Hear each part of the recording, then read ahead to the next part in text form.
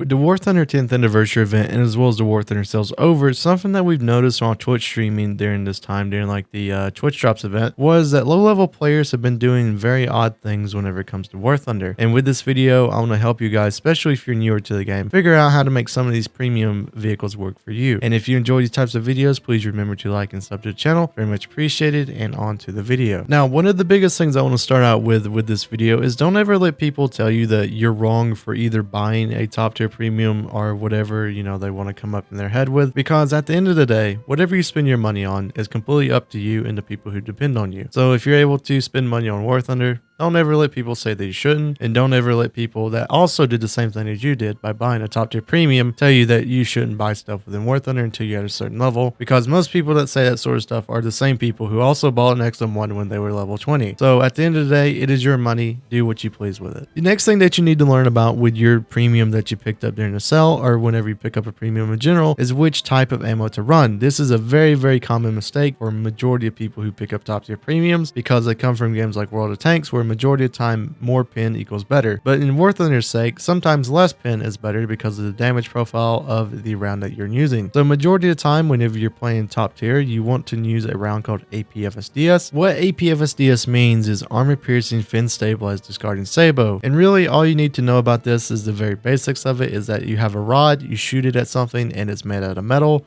So majority of the time it's going to be a kinetic energy weapon. Another round that you might find at top tier or within the upper BRs of WarThunder is a round called HeatFS. HeatFS means high explosive anti-tank fin stabilized, and all you really need to know about this round is instead of using like a rod or a metal projectile, it uses chemicals to bore its way into the tank and shoot a hot melting jet of pretty much lava inside the tank to kill the crew and as well as the component. Now the thing with these types of rounds for WarThunder is that the HeatFS normally gets not the best rap at top tier, because sometimes it can be stopped by ERA, and as well as it gets stopped by a ton of things just by like random bushes, fences, and all kind of stuff. For majority of the time in WarThunder, you're going to be better off using APFSDS, but there is sometimes, especially if you have like open top vehicles or you have lightly armored vehicles, where HeatFS would do better just because it is a, you know, high explosive round. So after going over the main two rounds that you'll use, if you see any more like hash or smoke shells or anything like that, or ATGMs, just realize those are kind of like specialty rounds. Hash really isn't the best in the world, and as well as ATGMs at top tier normally will not do anything that's useful for you. They can shoot at helicopters, or maybe you can arc them around corners and stuff, but overall the main two rounds that you will be using is APFSDS and HeatFS, and you need to know when to use them properly, and majority of the time the round that you need to use is APFSDS. So with tips 3 and 4, these are kind of easy to talk about just because they kind of coexist with each other and they're really beneficial to use together. So this one we're going to be talking about thermals and as well as your RangeFinder. So if you've ever went across like an open field, or you're like hiding behind a bush and you wonder why rounds are actually coming your way, it may be because someone has their thermal imager on and they're able to see white spots within the bush and they're shooting at you. And also, if you want to know why some players maybe seem like they're shooting you with their first shot always being accurate, that's because at top tier you have a thing called laser rangefinder. So with this, all you have to do is press the R key or whatever you have it bound to, and I'll show you the key by now on screen. And as well as if you want to turn on your thermal imager, it would be what I would consider one of the best things that you can do at top tier, just because you're able to sweep an area and you're able to see where enemies are at, and we'll show both of those keybinds now. Now whenever it comes to WarThunder, sometimes it is better to turn your thermal imager off. It's not always wise to always use it, just because sometimes you can't tell if a tank is dead,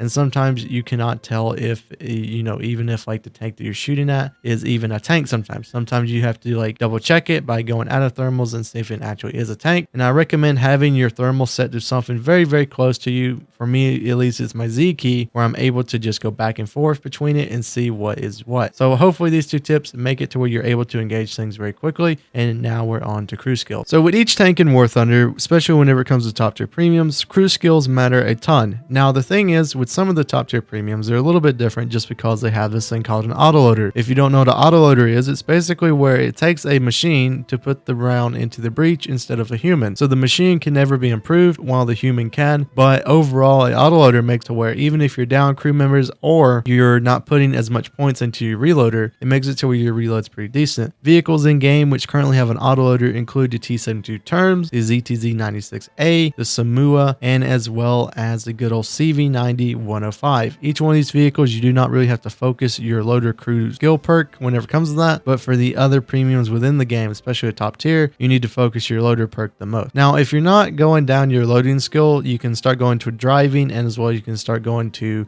your repair speed.